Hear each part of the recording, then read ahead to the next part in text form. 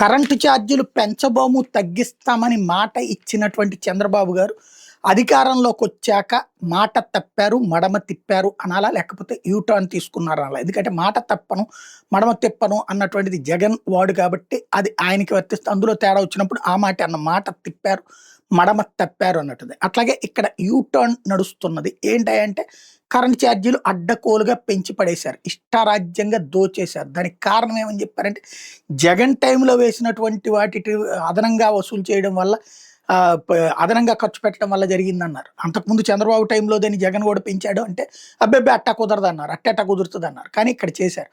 Current ఛార్జీలు అడ్డకోలుగా పెంచడం జరిగిపోయింది.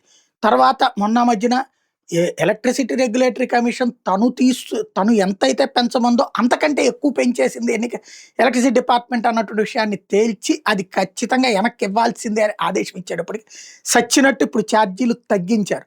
అయితే అది నేను ఎలక్ట్రిసిటీ డిపార్ట్మెంట్ని బాగా బాగు చేసేసాను, సంస్కరించేశాను, అట్లాగే ఖర్చులు కాకుండా సంపద సృష్టించేశాను, అందుకోసమే కరెంట్ ఛార్జీలు తగ్గిస్తున్నానంటూ కొంత కవరింగ్ చెప్పుకొచ్చారు చంద్రబాబు గారు. ఇప్పుడు మాత్రం చెప్తున్నారు ఇప్పుడు ఉన్న ఛార్జీలు ఏవైతే ఉన్నాయో ఇవి పెంచబోను అని.